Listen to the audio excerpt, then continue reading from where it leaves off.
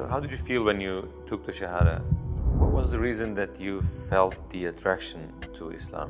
Islam has immense resources to offer to mankind. You saw it, so don't deny it, please. I was really reading it as, okay, this is a personal letter I received from God, you know? It was, okay, just wake up now.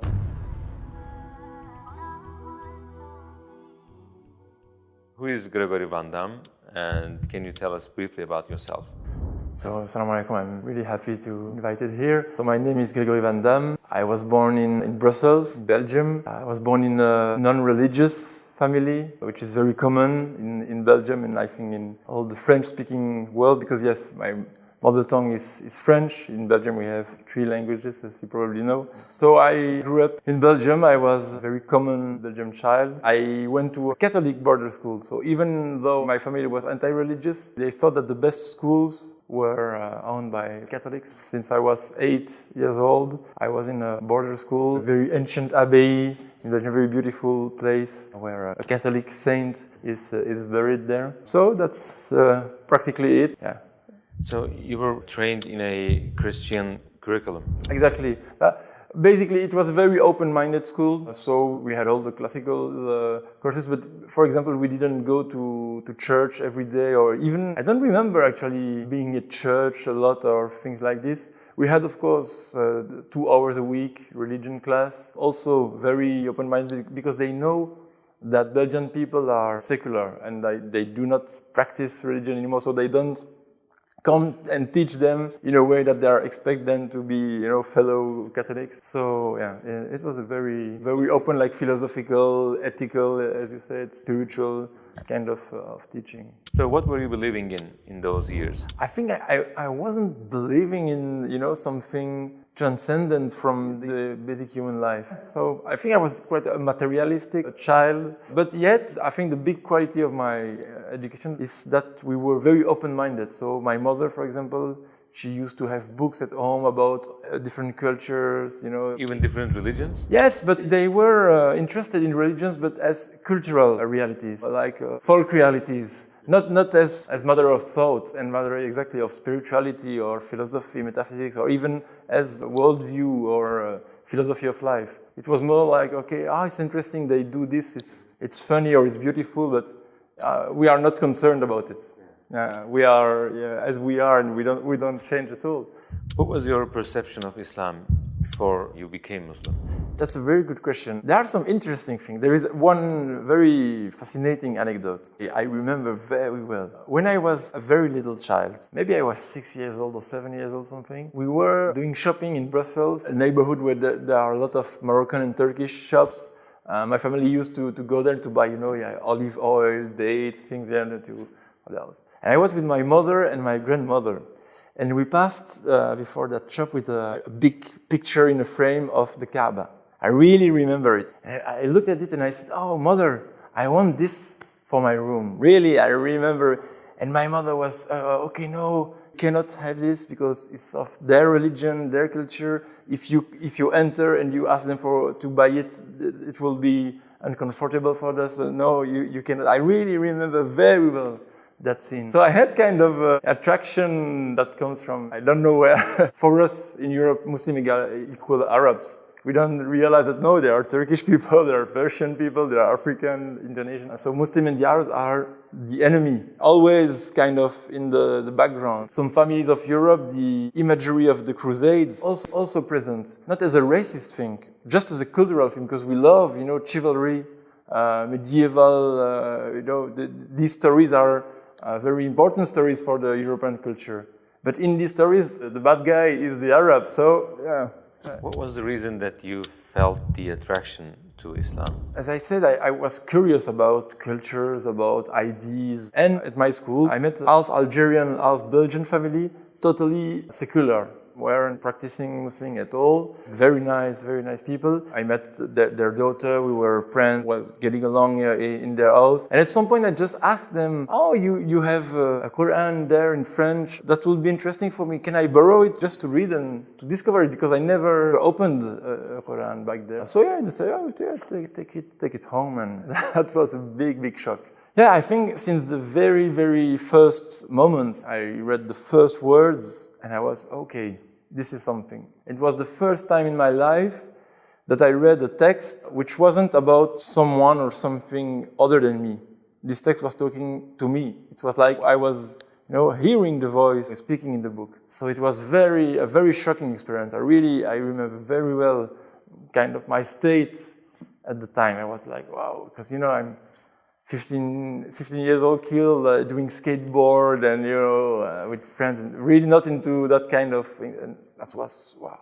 That was said in this book was just plain evidence. Was, okay, just wake up now. Look around you. Don't you see? And I was, yes, that's true. That's how I really see the world, and that's how I should see the world, and that's how I should see myself as part of this world. So it was as though it was speaking directly to you. Allah Exactly. was speaking directly to you. Definitely. I was really reading it as, okay, this is a personal letter I received from God, and also, okay, that is God. I never thought about God that way. So that was for me also the big revolution. This is a universal message about truth. About a universal truth, actually. What happened afterwards? I opened myself to this Algerian family city. Like, oh, what's that book? It's incredible. I think I'm going to be Muslim. By just reading Quran? Yes, and without knowing any practicing Muslim ever. Basically, I was really convinced. So I had no Muslims around me. I didn't matter at all. Through the mother of the family, she got me a book about how to pray, the 5 pillars, or basic teachings of Islam. So for 3 years I was pupil in the boarding school and I was practicing Islam all by myself. How did your family or your friends react to this? My friends, they weren't understand the thing. They were skateboard kids, like punk rock young guys, and they were like, what are you doing there? What's that? They were laughing at me, but they were nice people, so they accept, okay, that's his thing now. But I think everybody, my friends, my family, everybody thought it's just a teenage whim thing. Yeah, whim, exactly.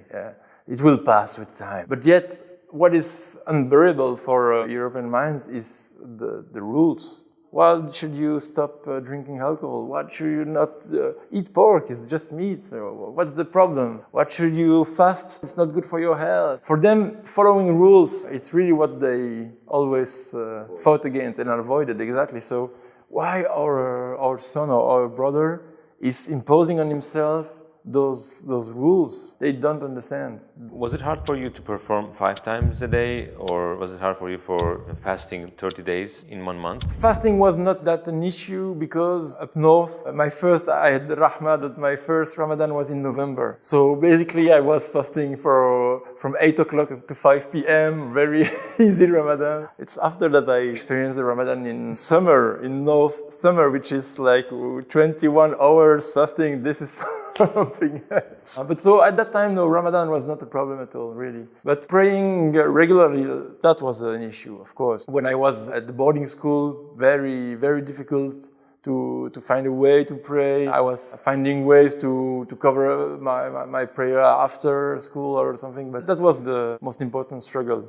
Did you preach the message of Islam to people around you, and did anybody become Muslim because of you? Actually, yes, several friends. I don't know if it's a strategy because it's unconscious, but usually I don't try to convince people. I myself, we talk about things, I give my point of view, but without, trying hard to convince them or, no, you have to accept this or no, not at all. It's kind of dialectic thing. We are talking, I say, okay, from my perspective, I see the world like this. It had incredible results. I have several friends who came and say, okay, I want to become Muslim. And I said, come on, are you serious?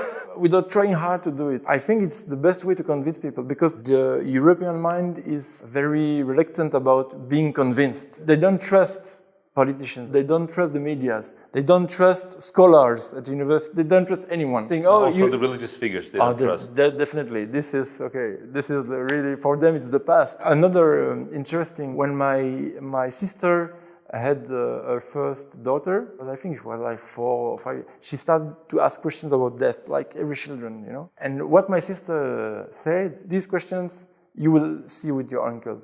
I have no answer about death, but your uncle, he has the answers. So I said, okay, so you don't really accept my Islam and you are not at ease at all with my belief, but yet you realize that for very crucial realities like death, I have more answers than you. This is really interesting. They realize that there is something, but they cannot step forward and they cannot overcome the barriers they have.